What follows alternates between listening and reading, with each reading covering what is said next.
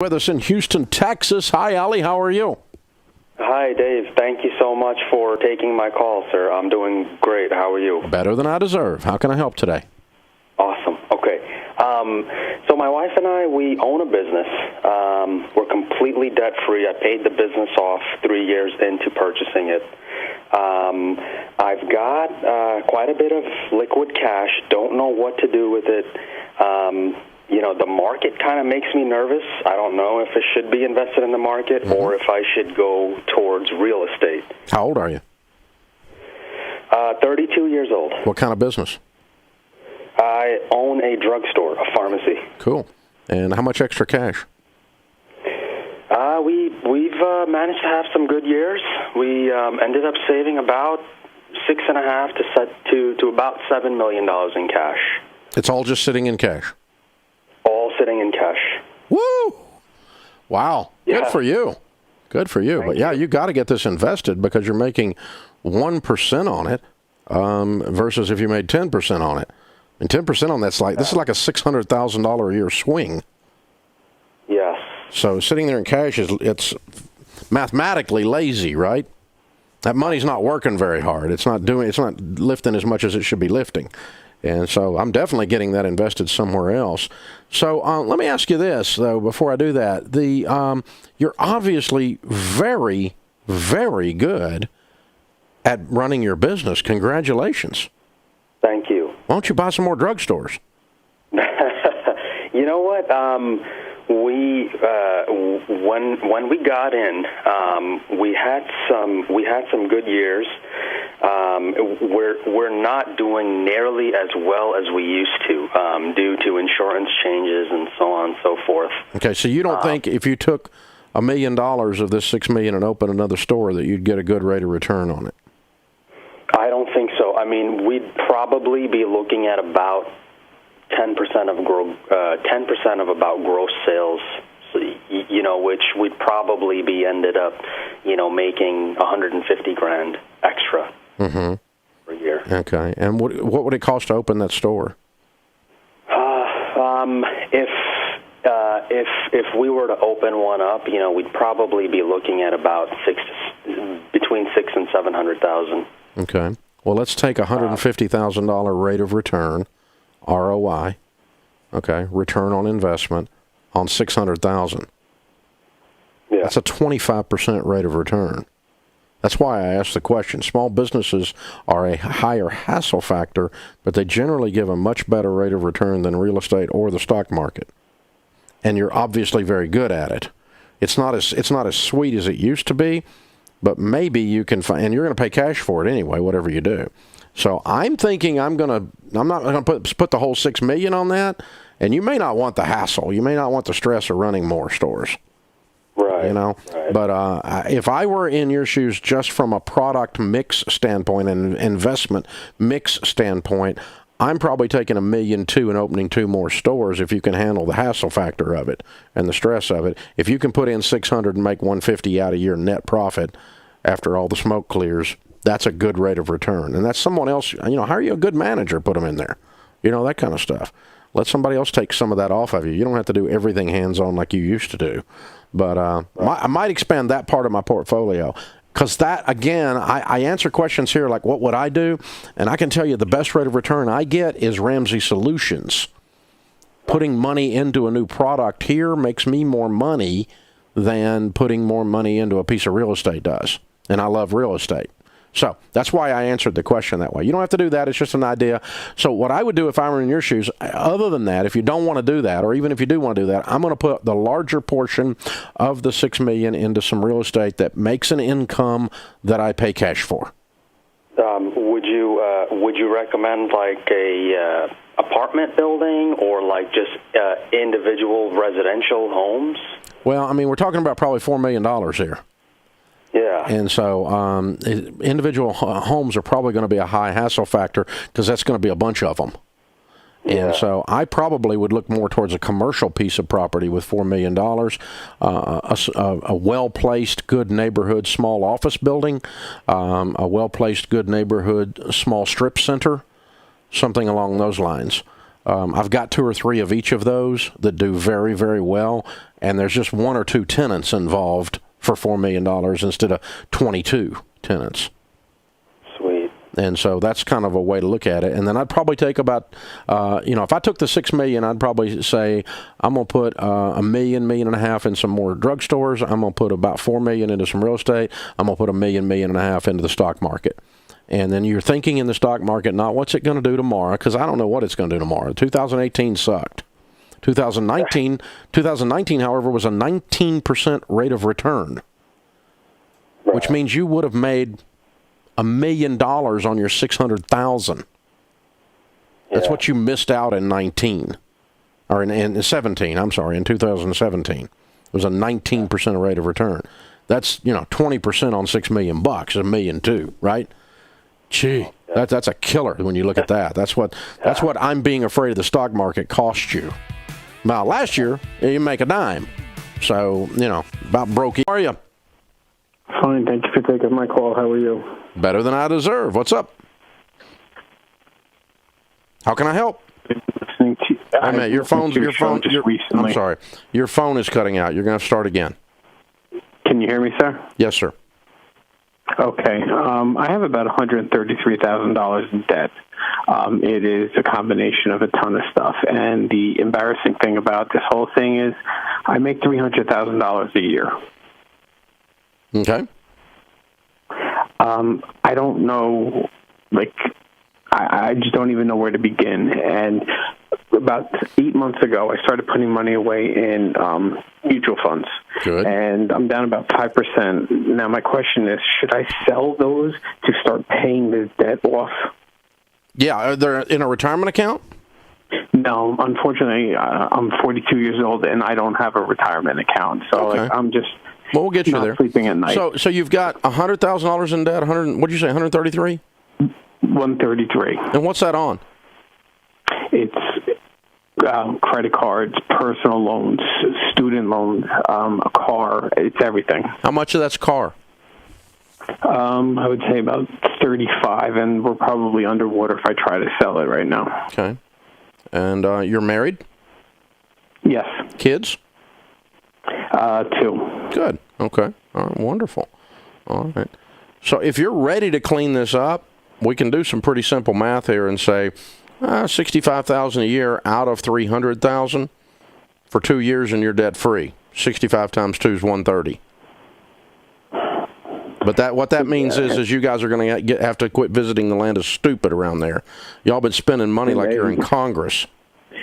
Pretty much, yes, sir. Yeah, you're going to get on a written budget, a detailed plan. You and your wife are going to sit down and talk about it. We're not going out to eat. We're not going on vacation. We're freaking getting out of debt. But if you start chunking down $65,000 a year out of $300,000, you ought to be able to do that really seriously. I mean, come on. You'd be debt-free in 2 years, and if you did more than that, you'd be faster than 2 years. But you need to be on beans and rice and beans, and need to go to a radical change in your lifestyle and on your view of money, because right now you're trying to out-earn your stupidity. Pretty much. I tried it for years. I couldn't do it.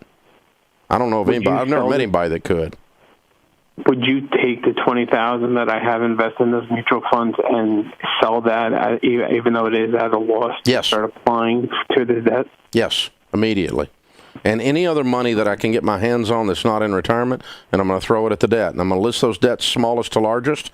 We're going to get on the every dollar budget on a detailed written plan with your spouse and get in attack mode.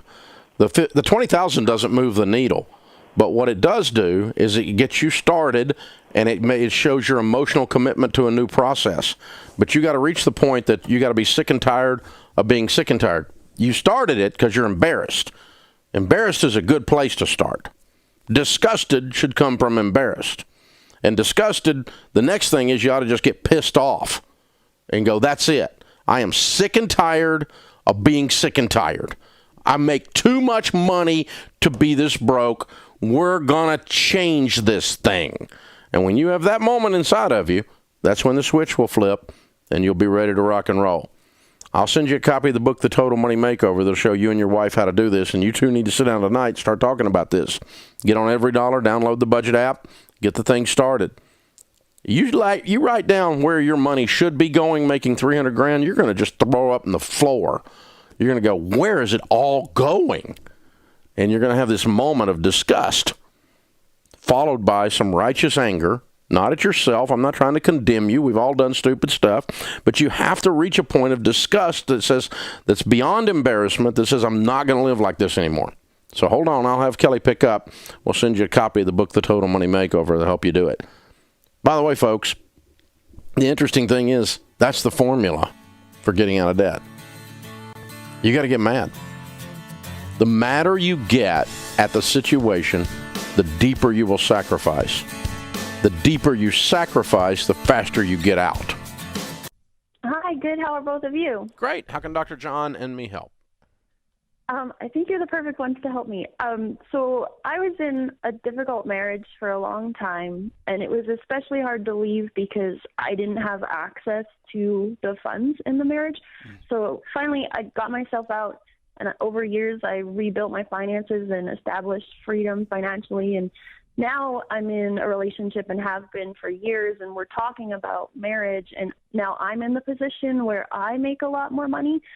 And I do believe, as you do, that sharing finances is important, but it kind of scares me to potentially lose control again, if that makes any sense. Yeah, it makes a So lot I of was sense. wondering what you would say. Makes a lot of sense. So what do you make and what's he make? I make about $650, and he makes about $150. What do you do? 650? I'm a doctor. Oh, you're I'm a a doc. doctor. Wow. So impressive. Good for you.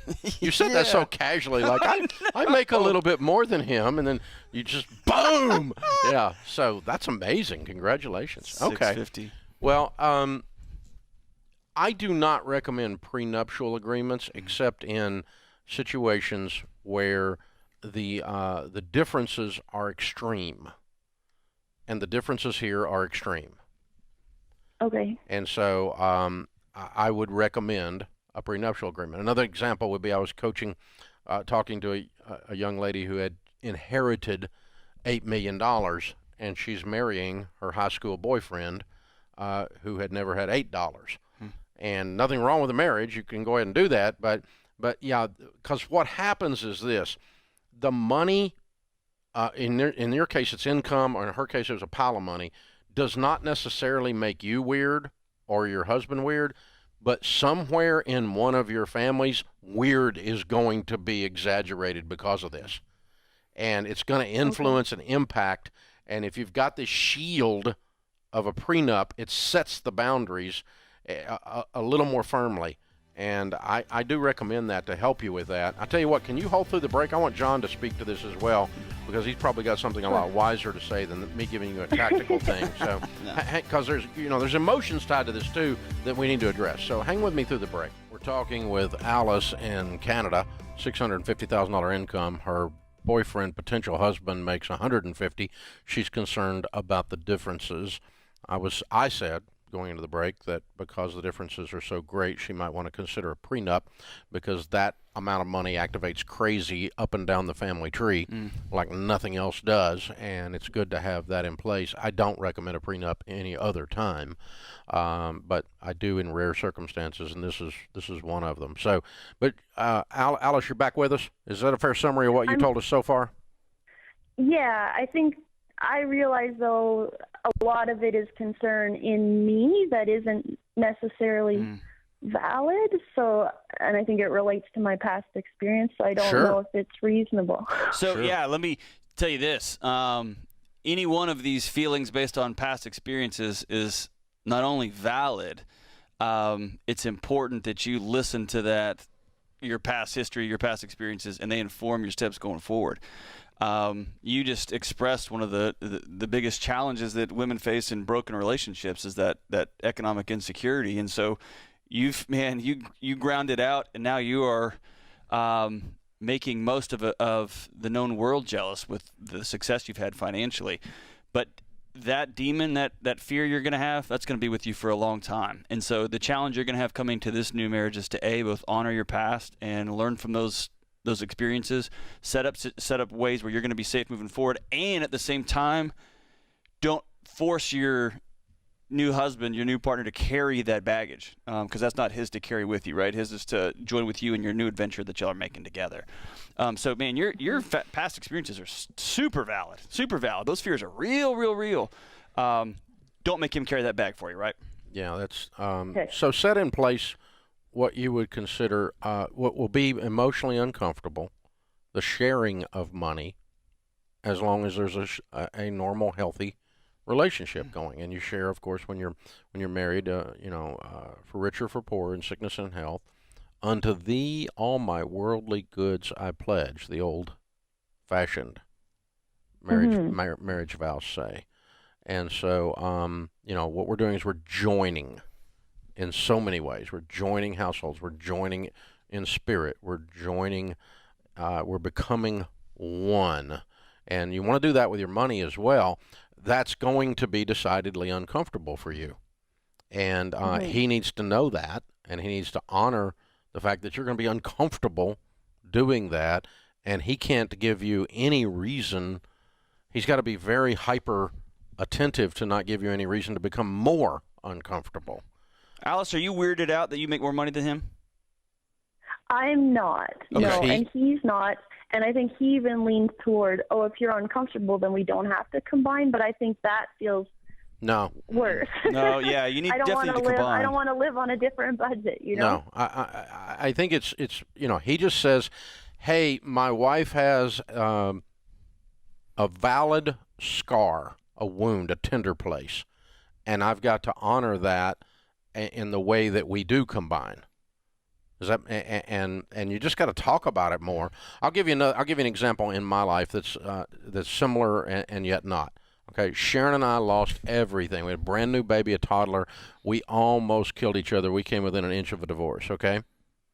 Can you imagine with that scar in our past, almost 30 years ago, how important the emergency fund is to her? To a woman who was terrorized by her husband's idiocy with money, right? Right. So, and so she's got that scar. So I have to honor that wound that I actually caused, okay? But I have to honor that wound by having an emergency fund for the emergency fund. We don't even walk near the drawer where the paperwork is kept. It's on the other end of the house. You're not allowed to go on that end of the house. I mean, it's like this thing, it means so much more emotionally and relationally than simply a little bit of money in an account in case there's an emergency, because I'm honoring that wound, albeit a very old wound now, but still, if you ask her today, she can remember it. Her throat gets tight. You can see her eyes change. A cloud comes across them. And so we just I can't do things that remind her of that, because she starts to think we're going to go back there again, right? And so that's the kind of thing I'm talking about here, is you look for some practical way to do that. And I would do a prenup, which will also give you some comfort, but it will not heal this. What heals this is you might even really get some real detailed, in-depth pre-marriage counseling and kind of map out some of this stuff on how you're going to work together.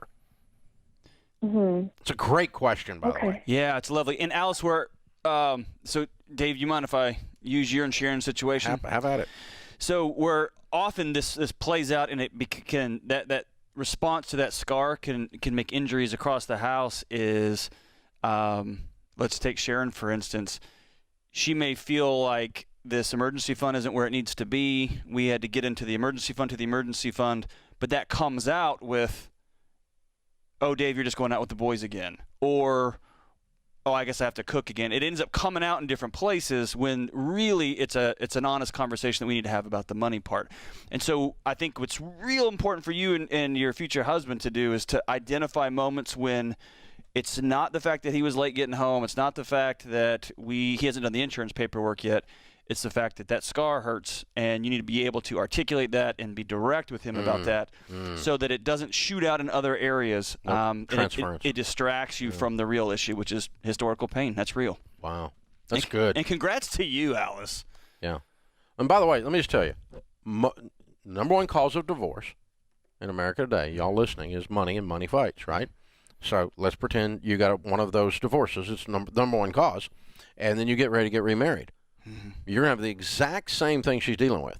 Right. And it's a scale issue. Having $800,000 doesn't make that problem Nope. go away. No, In fact, I would say it makes it magnified. That's exactly. But it doesn't make it go away. Right. And so, I mean, it doesn't matter, if your husband, your wife, whatever. My wife, I've had people calling. My wife was a spender. She spent us into oblivion, and now I'm scared the new lady's going to do that. Well, you can't make her carry her bags. Right. What you said. But you need to sit down and talk to her about it. But on the other hand, she's got to understand that you walk with a limp over here because of that other thing. Yes. And that's part of the package you're getting. So because you're either going to marry someone that's in Idaho. Hey, Tracy, how are you? I'm good, thank you. Good. Your question for John today. How can we help? So I'm a huge fan, longtime listener. Here's a little background. My husband and I started our debt-free journey in 2018. We're 100% debt-free except for the mortgage. We have 3 to 6 months. We have our life insurance in place and our will. We paid off $40,000 in 18 months and live on one income and now invest just my income for retirement. My question today is in regards to our 18-year-old son who moved out in, sorry, I'm going to try not to get emotional, who moved out in 2019. He didn't want to live with us. He didn't want to live with our rules, our guidelines, morals, values, structure. He's been living with a family for the past year that's pretty much let him run amok, skip school, just kind of be his own thing. He's 18, even though he's a senior in high school. So us as parents, how do we move forward with this? He won't communicate with us, return phone calls, text messages. We're getting a lot of outside influence right now from just people that know us, family, and we're just questioning, where do we go from here? We have a small college fund for him. We're not even sure he's going to graduate. And we have our will in place, and we've written it kind of with some guidelines if he wants to come back into the family and be a part of our family. There's some dates and ages where he would inherit different amounts. We're just confused as parents. Where do we go from here? That's so painful. Yeah, that hurts. So Tracy, when did he step away? June. So he moved out. He ran away basically in May, Mother's Day weekend, and we called the cops and we brought him home forcefully. And then in June 5th, 2019, he left and never came home. He did break into our home twice to get him. He's never had a face-to-face conversation with us since June regarding any of this. I am in counseling. My husband's been in counseling. We're trying to work on our side. Sure. But we just don't know how to move forward. So I think there's a couple of things. Long-term. Yeah, I think there's a couple of things you can do right now, and then I'd love to hear Dave's wisdom on the long-term financial planning. I think you're going to have to. Do you have other kids in the home too? We don't. He was the youngest of 4. We have kids from 13. He'll be 19 in July. Okay. We have kids from 32 to 19 and 2 grandkids. Does he have a relationship with any of his other brothers and sisters? Nope. He's cut them all off. Okay. Any addiction in his life? We suspect. Okay. We've never had that conversation with him. Okay. So it's going to be... He was a straight A student. I mean, his junior or freshman, sophomore year, straight A student. His fall semester, straight A student. His grades started tanking spring of his junior year, and he's barely passing his senior year. I'll tell you what, you hold on through the break here. When we come back, we need to take a little bit of time with this and not try to answer it in 15 seconds for you. We're talking with Tracy. Dr. John Deloney joins me this hour, Ramsey personality. And their 18-year-old moved out and is living with another family and has shut off communication with them. Pretty extreme situation. And that's about how far we got in the discussion. You bet. So, Tracy, first, and I just want to commend that you love your kid and that you love your husband and that y'all are taking the steps to heal yourselves and to try to wrap your head around what's going on here. So here's a couple of thoughts here. Number one, it's going to be very important for you and your husband to grieve the loss of the picture you had painted for this young man. And that's a hard, the only thing harder than that is actually losing your son. And when you grieve this loss, a foundation of this grief is that you and your husband are going to have to do it together. And so if you're seeing separate therapists for separate reasons, that's your business, but you're going to have to come together either with a family therapist or with a pastor that you trust and grieve together, because what happens is people grieve differently, and then you start comparing grief, and then you end up way further apart than when you started. This kind of stuff can drive a wedge in a marriage. That's right. So you have to be hyper intentional about staying plugged in and connected with your husband, and that means y'all are going to have to be graceful with one another as you grieve the loss of this, and then start to develop a new picture that's going to be more geared towards the reality that you face. The second thing is you're going to have to let your son know that you love him and that he's always can come home, but you're not going to give him a dime. And that you'll pay for the meal. And we haven't since October.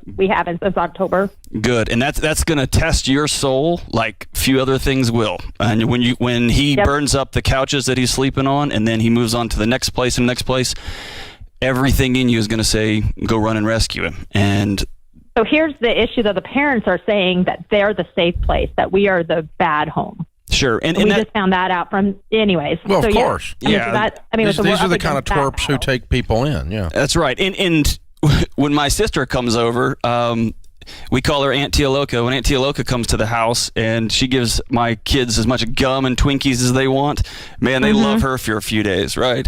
And then when Tia Loca leaves, we have a like a cleansing process, both physically and psychologically. And we love it when she comes and she spoils them rotten. But that's not long term, right? So this is going to have an expiration date on it, and the important thing is that y'all are there when he turns around, right? But not at his beck and call, and not feeding whatever things he's stumbled into, and making sure you and your husband are connected and united in this. Yeah, that's a big deal that you guys stay connected. And then, and here's the thing: there's all these geniuses out there that will tell you things like what John just told you is tough love. No, what John just told you is love. It's not love. Sometimes has a lot of strength to it. To hold someone, tightly, or to let them go, or whatever it is. It takes a lot of love to do that. So, what you're going through is very, very difficult. And what John said about the two of you being on the same page and not caring what everybody else thinks, the other stupid family or your relatives or your friends who all have an opinion and they're mostly wrong. You just can't, you're not really gathering input from the community at this point. You've got to get aligned on what you guys believe to be right with the help of a good coach, a good counselor, and then lay out some steps that say, okay, the boundaries have been violated, and for you to return, here are the, here's what it's going to look like. You're always welcome under these circumstances. And, if you break in my house again, I'm going to put you in jail. Okay? You're not going to do that. And if you're going to come around here, you're going to be respectful. You're going to abide by our values. And, like I told one of my teenagers one time, you might be willing to talk to your mother that way, but no one talks to my wife that way. And so, it's that kind of a thing where you're just saying, this is who we are. And if you want to come around here, this is who we are. And that's not going to change. And we're not going to suddenly allow you to smoke pot in the downstairs bathroom just because that makes you happy and the other family allowed that. Our values haven't changed. And so this is who we are. And we love you and we miss you dearly. And we're hurting because of this. But that. Now, as far as the money goes, again, you guys can do what you want. But I think that boundary is current situation we're not going to support, which John said. In any way. And, I am going to have a clause. I have a clause in my will today that my grown children, if they decide to go off the ranch, and one of them is going to do cocaine and live on the back of a yacht somewhere with our money. I don't think so. And we don't have a lot of money, but we're just like, we can't, we're the same. We have the same beliefs. We can't contribute to his lifestyle. Exactly. That's exactly what it is. I don't want to fund his insanity with my death while I'm alive or when I'm dead. Yeah. Because I love him too much to come alongside and support his bad decisions. And leaving him in the will does that. So taking him out of the will is not punitive. It again is actually an act of love, because if they're doing cocaine and you leave them $200,000, that means they're going to die. They're probably going to die anyway for doing cocaine, but they're for sure going to die if you leave them the money to overdose. And so why would I leave a cocaine addict $200,000? If I love them, and that's how we, I wouldn't and that's do what it. we felt. I mean, he's got some guidelines. I mean, if he wants to come back around when he's 25, if we were to die today, I mean, our younger daughter's executor, she knows what it says. Yeah. And she's in control. But if he doesn't want to even engage with his siblings or his nieces and nephews, then by the time he's 40, if he still hasn't come around, we basically left it to his kids. No, that's fine. I mean, and I don't know. And people are like, well, love is love. If you love him, it should be equally divided. No, that's not true. I can't do that right now. No, that's an inaccurate statement. That's a toxic BS statement. Mm-hmm. That is not love. That is wimping. Okay. That's supporting. That's if I don't really care about someone, I will support their misbehavior. Or if I don't care about my kids, I'm gonna do the same things for both of them, whether it's accurate on one and hurts the other, right? Yeah. Love is love, so I'm going to leave the heroin addict enough money to kill himself. That's a dumb butt statement. Well, it's not love. No, it's not. So whoever says that is now prohibited from giving me any further advice, Whoever said that is prohibited from giving me. I no longer have this conversation with you. You're an idiot. That's what goes through my mind. I've got people in my life that have parts of their life that is so bizarre that I don't have conversations with them in those subject areas because it's not going to go well. So there's not a good reason to have that conversation. I'm just not going to talk to you about this because you're stupid, and I don't say that, but that's basically a boundary I put up with people in my life. I've got a friend that's spiritually gone bananas, just nuttier than a fruitcake, and so I'm not going to engage in that. If he wants to, but he doesn't get to speak into my life because he's off the ranch. I don't ask. You say this often. I don't ask broke people for their insight about money, right? Exactly. Right. And so, but I mean, once someone makes a statement that's inconsistent with the direction you're taking and that you and your husband believe to be correct, then you can love them, but I'm not going to have these conversations. You lost your right, you lost your vote in my life on this subject because you're being an idiot. And so this idea that you're going to make all those kinds of people happy, you're not. But the boundaries here are going to hurt. Wait a minute. That's the statement of somebody that's so codependent. Oh, man. That they can't breathe. You know what? I think it's a great point. You know who doesn't get a vote about their feelings in my life? My two kids. They don't get a vote because my wife does, and I've given her that permission to have a vote on how we're going to solve some of these solutions in our house. But I've got a 30-year view and a 40-year view and a 50-year view of the young man and young woman that we're raising. And so I'm not going to take a short-term, easy way. Hi, Dave. I'm doing good. How are you doing? Better than I deserve. What's up? Great. Awesome. Can you hear me okay? Sure. Okay. So right now I'm kind of wondering what I should do with school. So right after high school, I went straight to a junior college, and I was really directionless. I had no direction. I had no idea what I wanted to do. I finished my general ed pretty quickly, and it came about time to find out what I wanted to major in. So every time I met up with an advisor, I kind of felt a little rushed, and school always kept me busy, and I always worked on the weekends too, so I didn't really have time to think about what I wanted to do, so I changed my major a bunch of times, and somehow I landed on history. So I ended up graduating the junior college with an associate's in history and an associate's in behavioral and social sciences. So I moved to a university actually right down the street from my house, and now I'm going to school for a bachelor's degree in history. I don't know what I want to do after, and I'm a little worried because I know people get jobs in a degree that people get a job with a degree that they had nothing to do with. And so in high school, my mom actually took me to FPU, and it was a really good experience. I was very, very thankful for it. And so today I'm actually on baby steps 4, 5, and 6, and I'm just wondering, what my next move is. I feel kind of worried because I don't know. I feel like I'm not doing the right thing right now. I feel like maybe there's something better out there for me. But I talked to a couple people that I know. How old are you? I'm 21, actually. Okay. And when would you finish your history degree? So this is about a year and a half. But here's the thing. So no exaggeration here, but there's times in school where I would read at least 80 pages a day. And honestly, I don't remember anything that I read, and I feel like I could have used that time to learn more about. So for your Black Friday sale, I actually bought a bunch of your guys' books, and I feel like I could have used that time to like read and learn more about stuff that I'm interested in, like investing and compound interest and all that stuff. And I feel like going to school is just kind of killing my time. I know it's only 3 semesters left, but I don't know if I'm feeling impatient or not, you know. And then so well, it's hard to be excited about the trip when you don't know what the destination is. Mm-hmm. If I say we're going to Florida to the beach, you can decide if you want to be excited or not. If I say we're going to the Rockies to go skiing, you can decide if you want to be excited or not. If I say we're going fishing, you can decide if you want to be excited or not. You don't know where the crud you're going. There's no way to be excited. You feel like a rat in a wheel because you're a rat in a wheel. Yes, sir. So you need to figure out what you're going to do, and then you could say, let's just make up something, okay? This is not what it is. Okay, I'm not speaking this over you.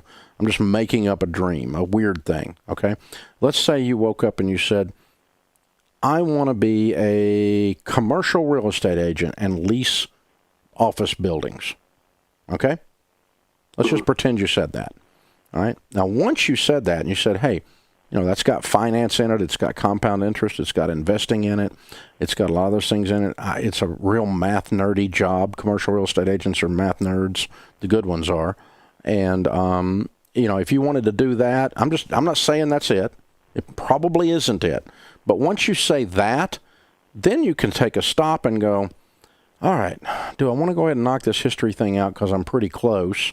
Or do I want to go full stop and a hard right turn and go get a finance degree? And let's investigate how far off the finance degree we are off the history curriculum and the history track. How much, you know, am I adding 8 years to this? Am I starting over? No. Are you adding 4 years? No. Are you adding a year? I don't know. But once you know where your destination is, then you can determine, okay, it's not going to add that much to change direction towards something I actually care about. You just went by the path of least resistance. And if you want to be a history writer and you love history and you want to be a history teacher, you want to get a PhD and become a professor of history, there's nothing wrong with that as a career. But then you have a solid track that you need to follow to get there then. But right now you don't know where you're going, so there's no energy in it. Hard to get the kids excited about vacation when they don't know where we're going. And that's what you got to work on. You need to figure that part out. So if I were you, what I would do is, it sounds like you may have banked a little bit of money. Go to a nice place in Northern California that's not that expensive for this weekend and book a hotel room by yourself where there's some woods and water and beaches or creeks or something, and go walk around and talk to God for the weekend and take a blank yellow pad with you and say, okay, what do I want to be when I'm 40? Nobody stops and asks that. Instead, they get so busy, and look up and go, I'm just a rat in a wheel. People spend more time picking out a suit of clothes than they do their careers. So go take a little time. Get quiet. When it gets quiet, things get more clear. We don't take enough time to get quiet. So go somewhere where you can be around nature that you like, the mountains, the beach, I don't care what it is. Spend a couple of $100 on a hotel this weekend, nothing super expensive. Buy yourself a couple cheap hamburgers and walk around and talk to God with a blank yellow pad in your hand. And then go talk to some people in the field that you think you heard you're supposed to be in. And if it's commercial real estate, it's not. But if it is, go talk to commercial real estate people when you get home and ask them what it's like and what they need to, what it's like to get a CCIM, which is the designation for that world. And I want to go into financial planning. What's it like to get a CFP? Because that's a pretty rigorous little piece of training right there. And so on. Just go fit. I want to be a welder. Good. I want to be a sculptor. Good. How's the history degree fit into that? Well, it doesn't. Yeah, but have you got some base under you that you can adjust and finish up with that degree and get some core classes out as you go out your senior year in the area you want in? I don't care if you get a finance degree with 16 classes of, a degree in history with 16 classes of finance under your belt if you're going into finance, but your degree's in history. But while you were there, you learned a bunch about your trade. That could be your path. I don't care. But the problem you've got is you don't have a destination. And you need a clear destination. Intentionality is where successful people come from. You don't always agree with them. You don't always like them. It's never a straight path. Sometimes it's a pile of garbage. It's ugly. Sometimes it's icky. There's all these kinds of things come up. But intentionality, doing crap on purpose, instead of just getting caught up in the busyness of this world. And that's what changes everybody's life. And, I thought I was going to be a commercial real estate agent, by the way. I ended up buying properties and going broke in residential properties primarily. I had some commercial.